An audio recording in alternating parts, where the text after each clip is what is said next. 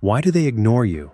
Not just forget your messages, but dismiss your presence, overlook your words, tolerate your silence. Why do they stop trying the moment you stop chasing? You've been patient, understanding, nice. You've let things slide. You tell yourself, I don't want to overreact.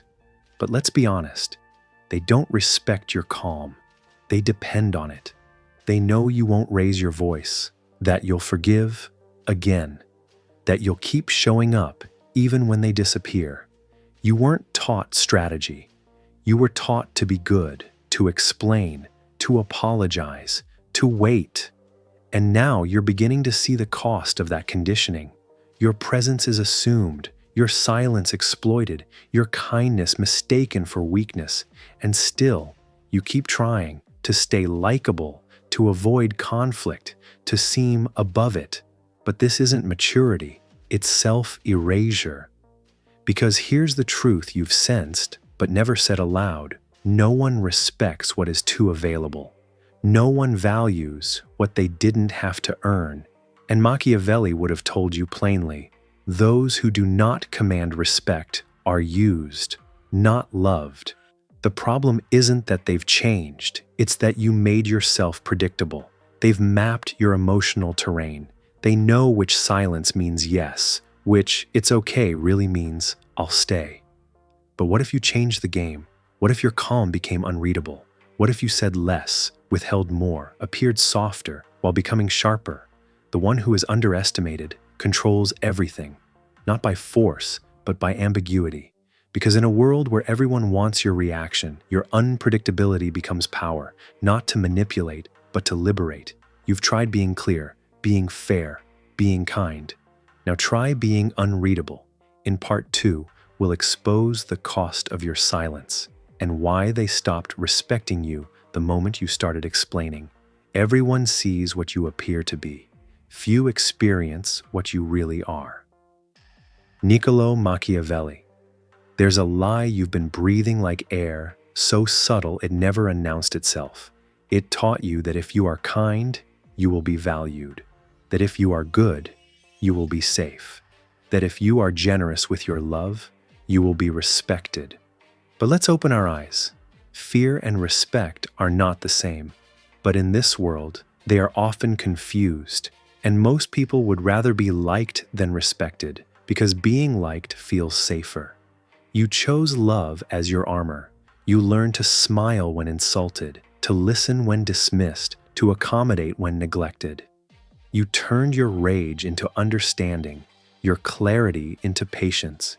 You gave explanations when silence was power, but no one told you the price, because while you were trying to be loved, something deeper was happening. They were learning not to fear losing you, and that is the moment you became ignorable. Look around you. The ones who are respected don't explain themselves. They don't plead for understanding.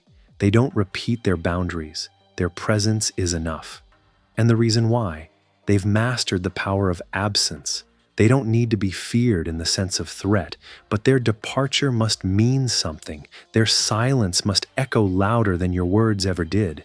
But you've been playing a different game. You made yourself emotionally available, always justifying, always proving that you are the better person. But all this does is teach people that their worst behavior still gives them access to you. And Machiavelli would have called this what it is, strategic incompetence, because kindness without consequence becomes submission. And submission dressed as love is never respected, only used. You might say, but I don't want to be feared. That's because you've been conditioned to believe that fear is cruelty. But what if fear simply meant, I know your absence has weight, that your withdrawal shifts the room, that your name in someone's phone still causes a pause? That's not domination. That's dignity. Machiavelli didn't believe in cruelty for its own sake. He believed in perception, in understanding how humans really behave, not how they pretend to. People do not change because you cried. They change because they felt something shift. And until they fear your absence more than they enjoy your availability, they will never respect you. So tell me, how much of your identity is built on being harmless? How many fake apologies have you accepted just to avoid looking difficult? How many times have you played nice with people who insulted you in subtle ways? You think you're choosing peace, but you're paying with your self-respect. This isn't you being mature. This is you being manageable.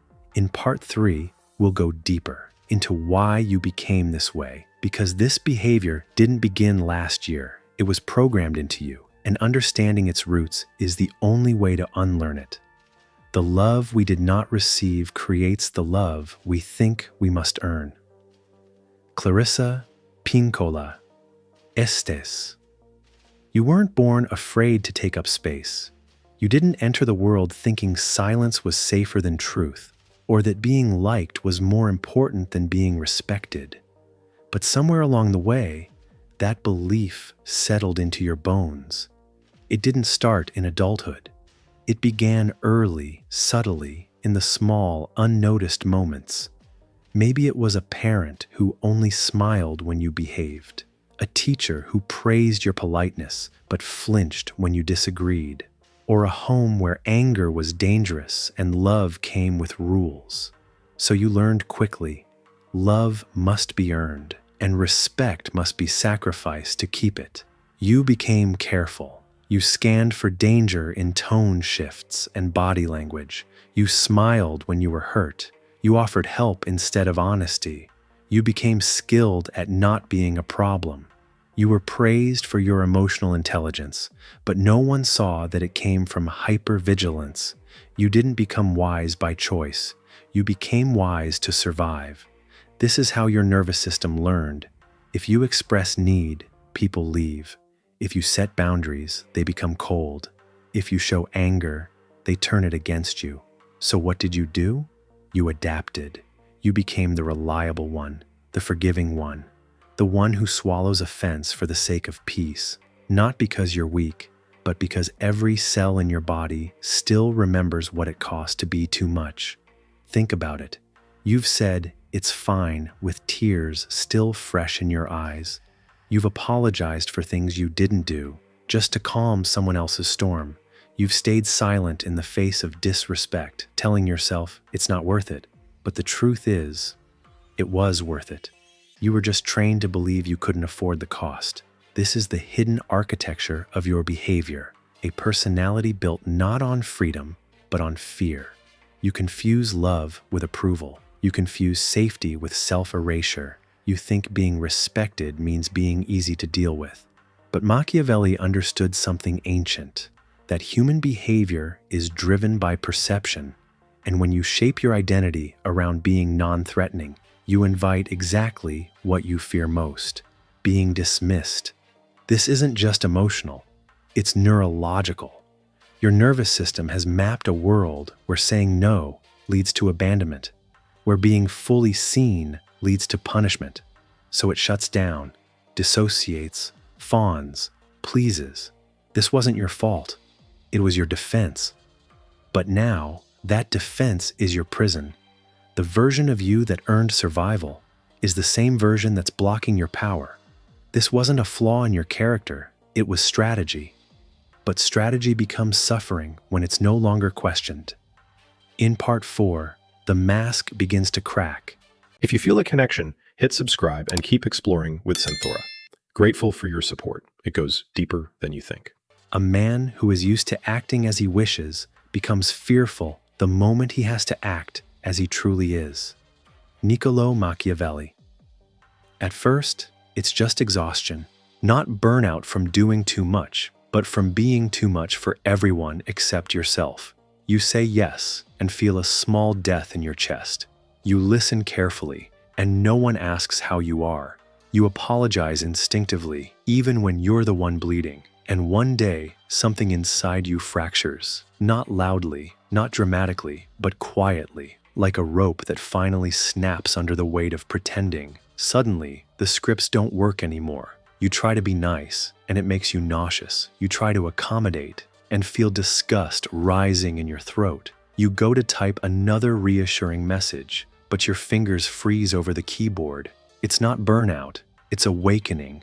You've spent your life performing an identity that made other people comfortable. The peacekeeper, the helper, the forgiver, the one who never threatens, never confronts, never makes others uneasy. But something shifts. You start to see it clearly. They didn't love you. They loved the version of you that never demanded anything in return. And once you stop performing that version, their silence becomes deafening. You realize that what you thought was love was transaction, that what you thought was respect was tolerance, that what you thought was connection was convenience.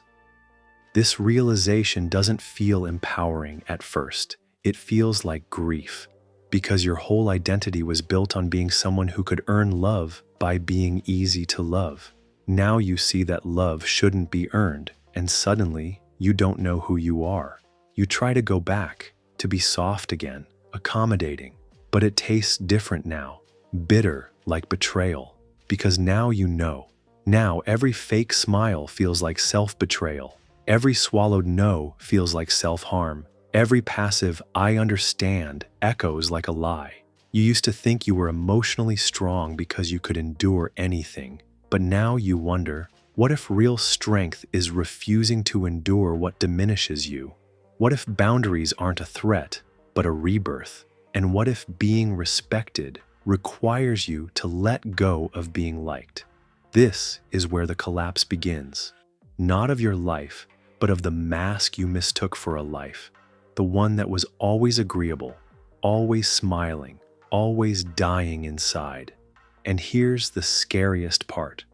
Once you taste what self-respect feels like, you'll never be able to fake softness again. In part 5, we enter that sacred discomfort, the raw space between who you were and who you are becoming. He who does not command respect cannot expect loyalty, not in politics, not in love. Niccolo Machiavelli. There's a silence that feels holy, not empty, not lonely, but unavailable. It's the kind of silence that makes people wonder what you're thinking, that makes them reread your last message, that makes them hesitate before they speak, not because you're threatening, but because they finally see your presence is not guaranteed. This is the moment your energy shifts, and the world begins to notice. They don't know what's changed. You're still polite, still calm, but there's no longer a trace of need in your eyes. You've stopped over-explaining, stopped proving your worth, stopped auditioning for roles you never applied for. And without making a single announcement, everything around you starts to reorganize. Because humans are not guided by love alone. We are shaped by calculated fear. Not fear of harm, but of consequence. And your absence is now a consequence. People respect what they can lose. They grow careful around what they know is not desperate to be kept. And this is where love, finally, has the chance to become real. Not performative, not dependent, but sovereign. Here's the truth no one wants to admit.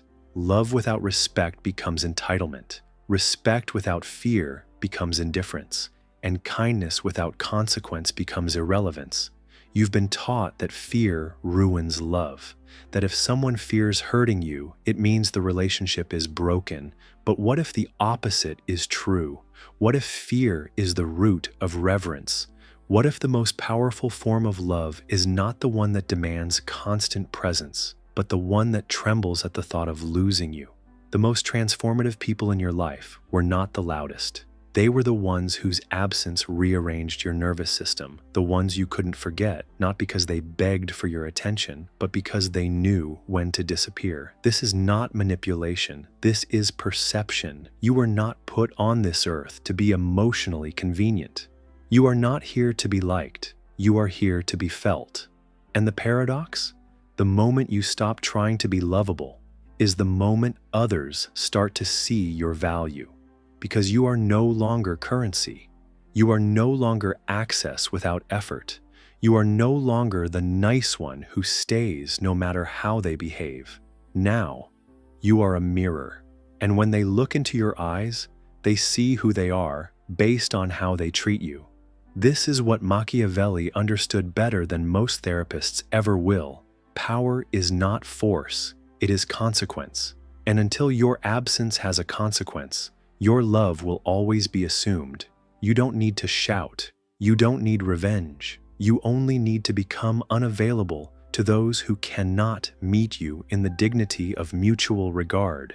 And when you do, love begins to grow, not from guilt or fear of punishment, but from respect, genuine, bone-deep, earned respect. In part 6, we move from realization to action, how this inner power becomes external strategy. He who controls others may be powerful, but he who has mastered himself is mightier still.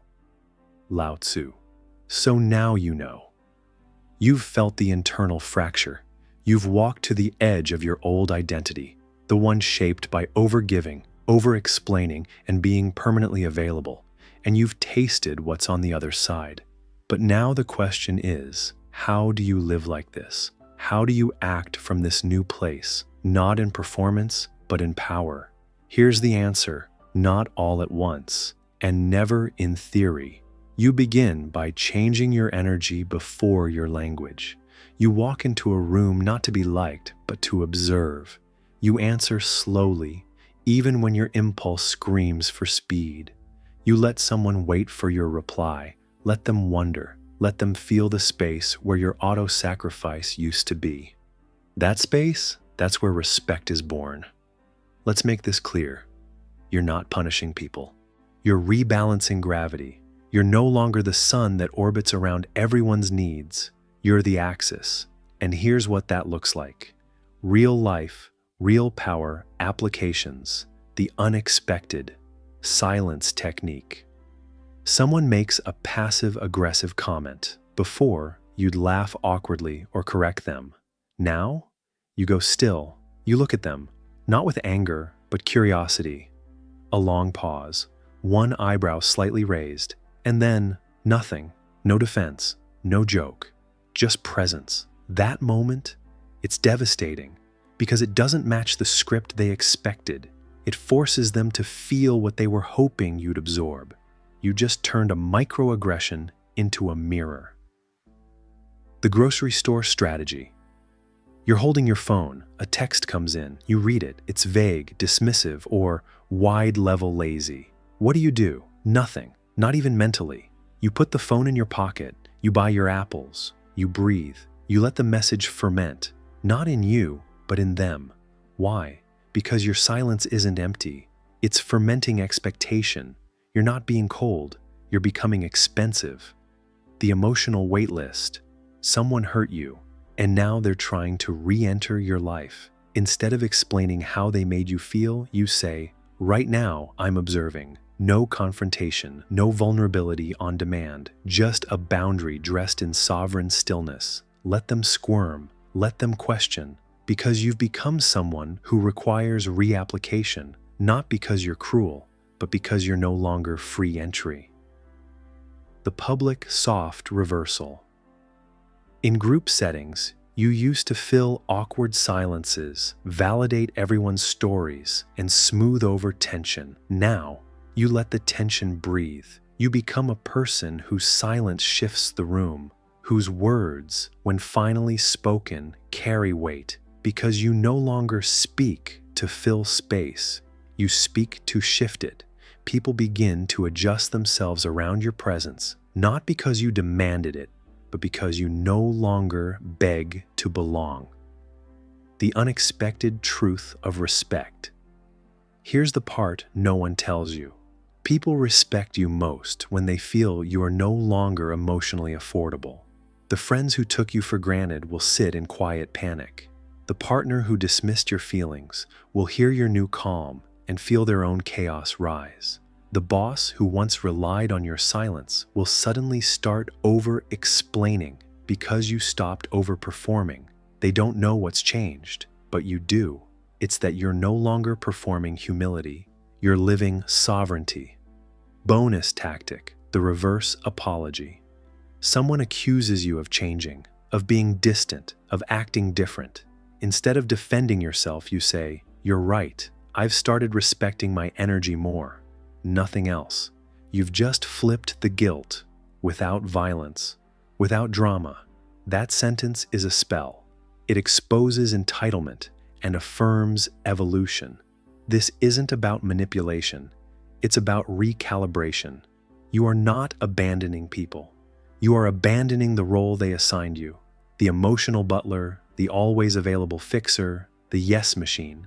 And in doing so, you create the rarest quality in this world.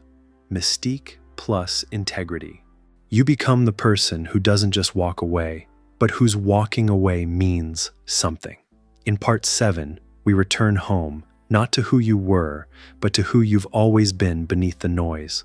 The one who commands respect without raising their voice. The one who now breathes from their spine, not their wounds. Ready? Shall we bring you home in part 7, Return as Self? I would rather be feared than forgotten. Niccolo Machiavelli. Now you know. Love without respect is dependency. Respect without boundaries is performance. And kindness without consequence is currency, traded until it's worthless. But you are no longer for sale. You have shifted the atmosphere without raising your voice. You have stopped apologizing for the space you take. You have remembered that your silence is a force, not a weakness. And now, the world feels different, not because it changed, but because you did. This is not a new version of you. It's the real one, the one who knows that fear, in its sacred form, is not about dominance. It's about value. Because when people fear losing access to your energy, they finally start treating it with care. And that is not cruelty, that is justice. So now I ask you, whose respect have you been bleeding yourself dry for? And what will you no longer do to earn it? Write it. Name them. Say what ends here. And don't stop here. Watch the next videos, because this is just the beginning. I'll see you there.